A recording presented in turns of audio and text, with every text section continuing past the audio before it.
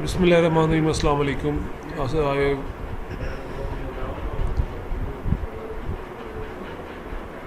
Bismillahirrahmanirrahim. Assalamu alaikum. I welcome you all to the lecture number 14 for the course of electronics. My name is Engineer Jafar Ali and I'm your instructor for this course. So as you all know that in the previous lectures we have started our discussion on the amplifiers, specifically the power amplifiers. In the lecture number 12 we studied class A amplifier, in which we found out that the efficiency of class A amplifier is about 25% theoretically, and practically it is from 0 to 5. This is theoretically, and practically it is from 0 to 10%.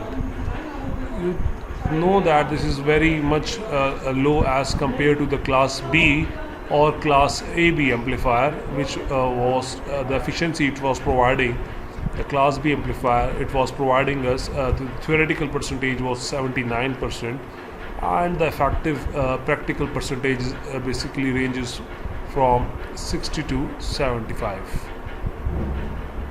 So this is the practical percentage, and this percentage basically varies. That is why I am showing you the range in the practical demonstration, because the practical implementations it basically changes as you increase or decrease electric components, because the noise increases, the electronic noise that is produced due to the movement of electrons or dissipation of heat is there in the electronic components. So with the variety in components and their manufacturers actually and their concentration, this is the range in practical scenarios. Theoretically it is just 79%.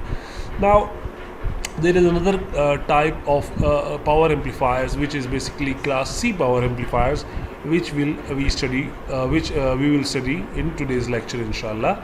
So let's get started.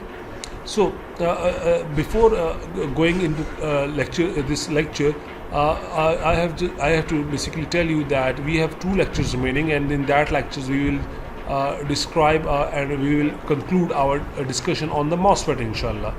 So we will take 2 lectures regarding this MOSFET, and with the end of this 2 lectures, inshallah, your course will be completed. So let's start with the class C amplifier.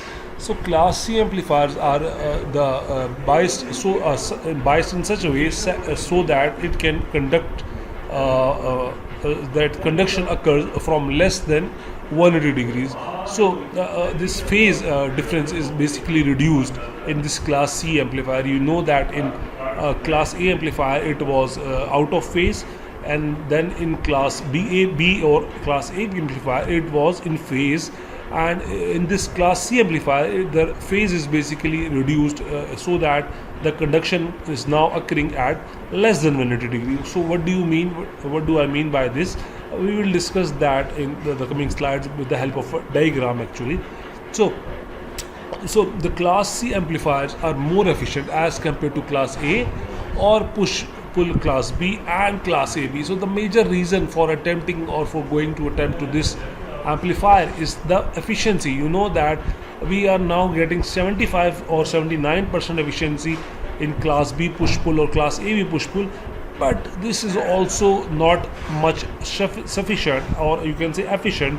We have to do more about it. So this class C amplifier is the major outcome or major overcome on that efficiency portion.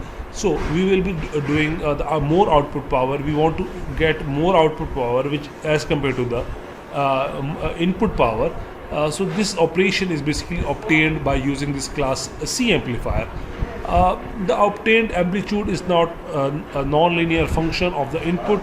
So class C amplifiers are not used for linear amplification. So you see that this is the only the limitation of this class C amplifier, because it is mostly used for some functions that are non-linear, that do not basically increase or decrease linearly. And you know that linear, what does linearly means? So there is no linear relationship in most of the cases. So that there in such cases you can use this class C amplifier, because this is not specifically made for this linear amplification purposes. So you see that depending upon based upon these definitions and this general discussion, now you can understand that mostly in scenarios like radio frequency, where there are multiple scenarios and multiple obstacles between the transmitter towards the receiver in wireless radio, wireless frequencies. So such devices can be used, which is varying in non-linearly, because natural process is not a linear process, it is a non-linear process. So mostly in scenarios where environment is involved, you have to do is basically use the class C amplifier. So such as oscillators, you can also use as oscillator, use the oscillators along with this amplifier that have a constant output amplitude, and modulators with the high frequency signal is controlled by a low frequency signal. So you see that in scenarios like wireless, mostly people are now shifting towards wireless, and as you shift from wireless, the non-linearity basically dissolved in. So in order to tackle that non-linearity, and you want such amplifier which works perfectly for the non-linear functions, so there comes the role of the class C amplifier. It performs very much well as compared to class A and class AB or class B amplifiers in such scenarios where there are non-linearities involved. So let's go forward. Moving swiftly on, the basic operation for this class C amplifier. So the basic concept of this class C amplifier is now presented to you in the next slide. I'll show you. This is the class B, class C amplifier. You can see that in the basic concept is same as compared to the class B or class AB amplifier. You can see that one of the portion is clipped out, and the other one is basically very much increased, as it is not the same as class B, but it is more than class B efficiency. The amplifier, the output of the amplifier is more than of class B or class AB. So let's go back to the operation. So now you can see that a common emitter class C amplifier, it is used with a common emitter configuration with resistive load is shown in the figure 22A. This is the class C operation. You can see that this is basically common emitter. This emitter is basically connected towards the input, as well as it is connected to the output as well. So the output is basically taken from here, and this output, and this is the input. So this input is, this is the output will be something like this. A class C amplifier is normally operated with the resonant circuit load, so that the resistive load is only used for the purpose of illustrating the concept. It is biased below the cutoff with a negative VBB supply.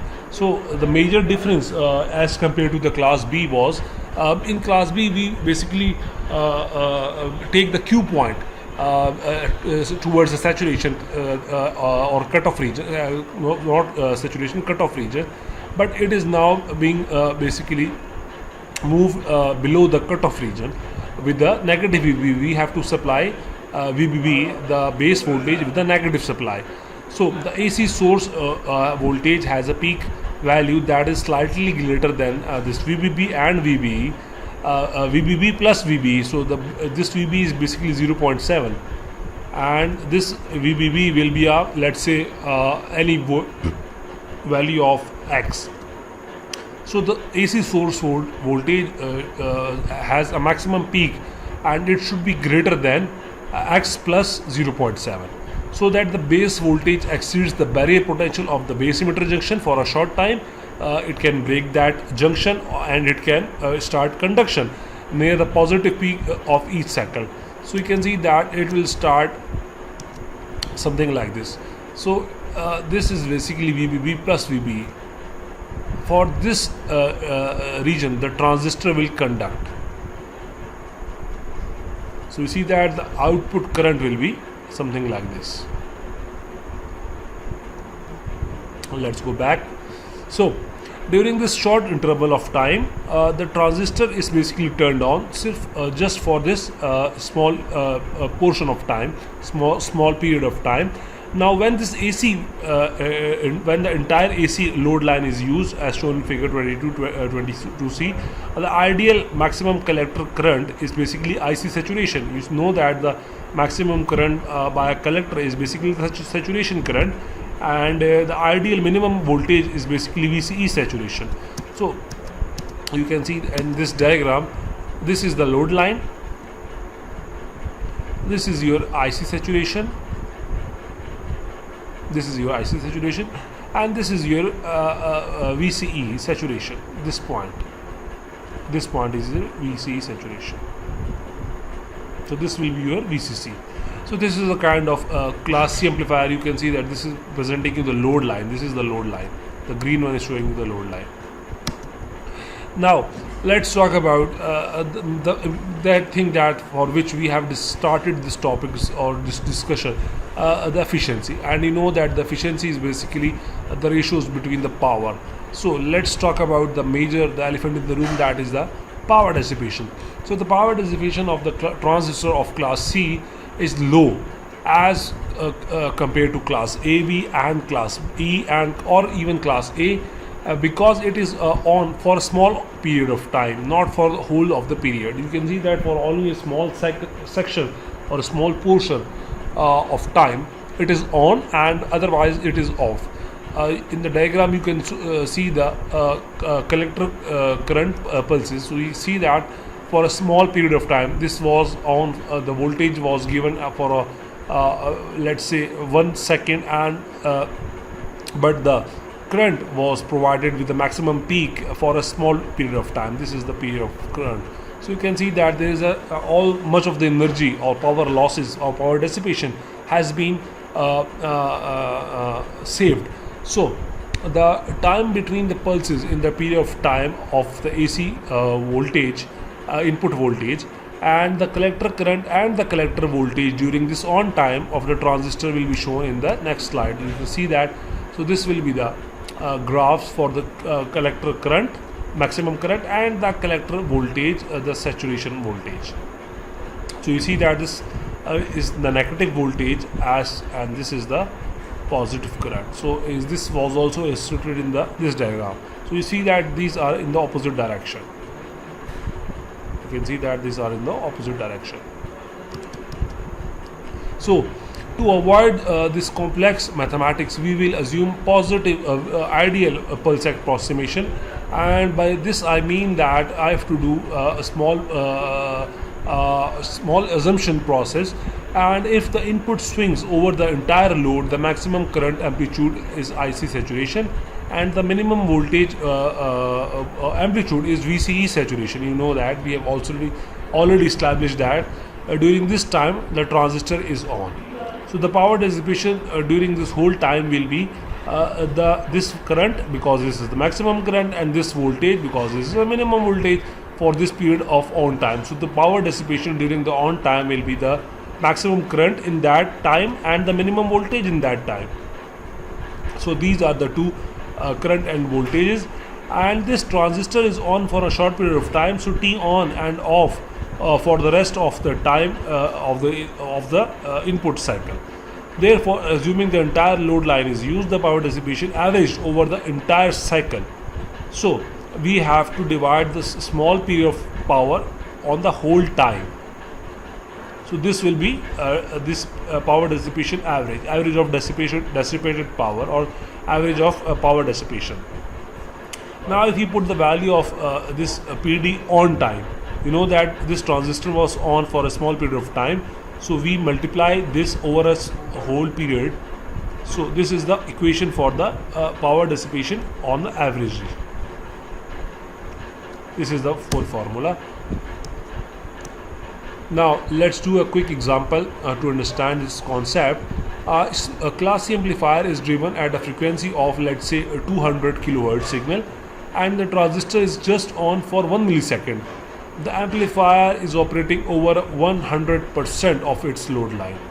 If IC saturation is 100 milliampere and VCE saturation is 0.2, what is the average power dissipation. What is the average power dissipation? So you know that to find the average power dissipation, the formula was mentioned in the previous slide, that the time that for which the load was on, the transistor was on, it is given to us 1 millisecond, and the saturation current and the saturation voltage, it's also given to us. This is also given to us, but the only thing that we do not know is basically the overall period of time. But it was mentioned that the signal has a frequency of 200 kilohertz. So you know that if you know about the frequency, you can get the time with the formula of T is equal to 1 over F. So if you know the frequency 1 over 200, this is the thing done over A. If you know the frequency, you can get the time period of that signal. So the frequency of the signal was 200 kilohertz. So if you divide this 200 by 1, you will get this 1 by this 200, you will get 5 microseconds. So you have to put the value of T equal to 5, and if you divide this this T on was 1 milli, and if you divide this 1 milli by this 5 micro, so you will get the 0.2, and you have to do the subscripts also, the solution of this subscripts also. But if you multiply this whole, because you have to multiply this 100 milliampere along with the 0.2 volt, you will get approximately 4 milliwatt. So this is the you see that this is very low power consumption as compared to the previous class B, in which the transistor was consuming the power of approximately 7.96 watt. We have done a small numerical problem of the power dissipation in the class B or class AB amplifier in the previous lecture. You can go and check that out, that lecture as well. So in that, the power dissipation was 7.96 watt, but in this case you can see that the average power is now been reduced to approximately half of that. So because of this the lower power consumption of the transistor that is operated in the class C is more important, because as you see, as you will see later, it leads to very high efficiency when it is operated as a tuned class C amplifier, in which relative high power is achieved in a resonant circuit. So you see that there are two methods to increase the efficiency, either to increase the components, or either to increase the either to decrease the noise, or either to decrease the power dissipation.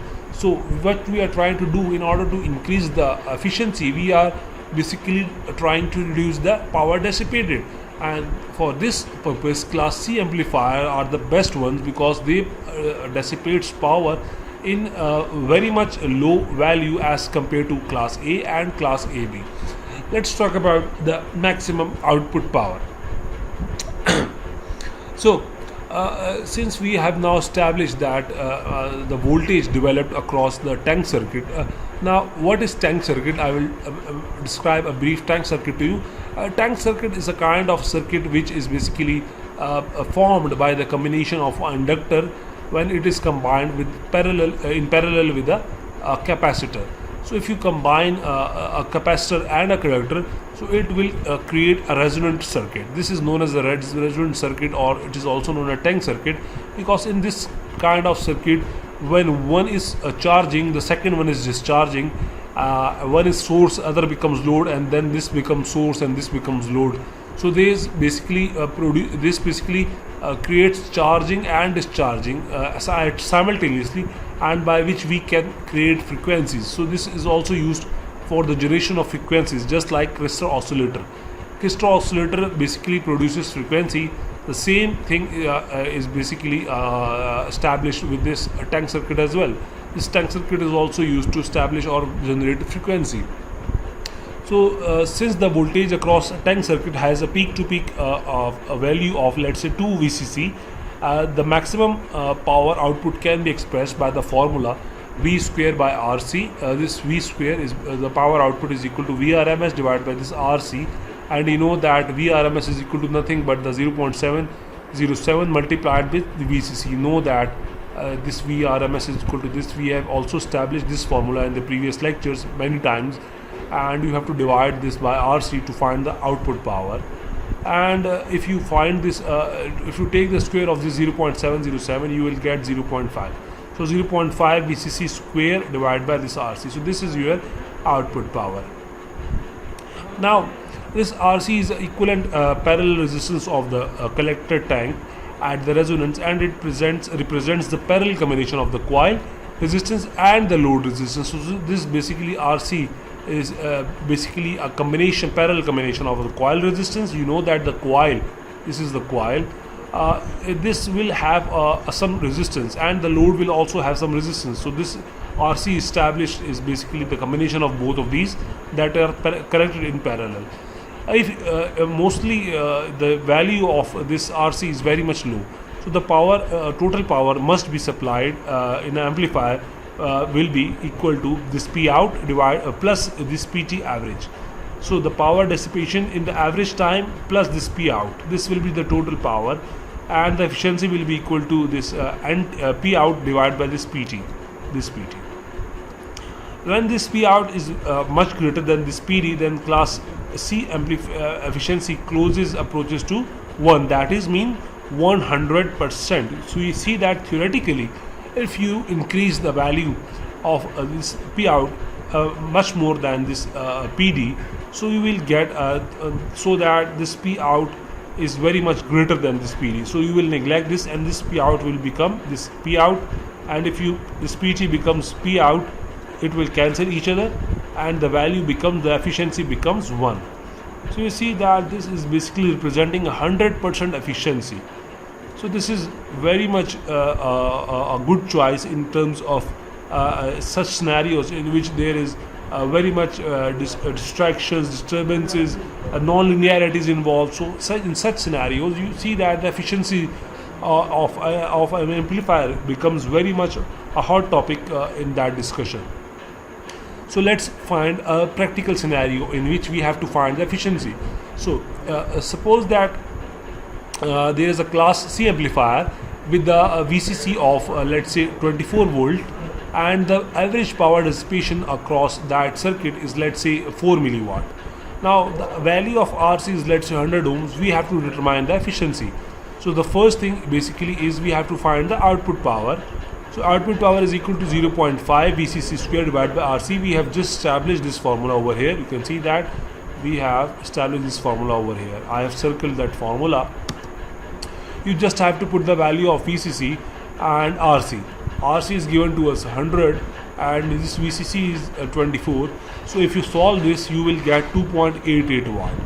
And you see that the average power dissipation for that on time is very much low as compared to this 2.88 plus 4 milliwatt. So if you divide this, if you solve or put the value of these terms of P out and this P average into the equation for the efficiency is equal to P out divided by P out plus PDV. So if PD average, so if you put the value of P out 2.8 over here, and in the denominator you put 2.8 into 2.8 plus 4 milliwatts, you see that this is very much greater as compared to this. So if you have any calculator, you can establish that this value will be approximately is equal to 1. But if you have calculator, you can see that the value becomes 0.999. This means 99.9% efficiency. In the class A, it was about 4%. Class A, it was I have to write over this. Class A, it was efficiency was let's take it was 4%. In class B or class AB, push-pull amplifier, it was 79%, or you can say 75% practically. But now in this scenario, class C amplifier, it is now providing you 99.9% of efficiency, which is very much more as compared to any of these. So you see that class C basically outperforms all of the previous amplifiers as in comparison when we talk about efficiency in terms of efficiency. So this was about the topic of amplifiers. In the coming lecture, inshallah, I will discuss other portions remaining at this course, that is basically MOSFET. We will try to cover that in 2 lectures. That lectures will be a bit lengthy as well. So I hope that you have learned quite a lot in this session. I look forward to see you in the class, and if you bring some good questions in the class, you will get bonus marks for just asking the questions. If your question is very much interesting and takes a good discussion, leads us towards a good discussion, you will get a +1 bonus number for that also. That's all for today. I'll see you in the class. Thank you very much. Allah Hafiz.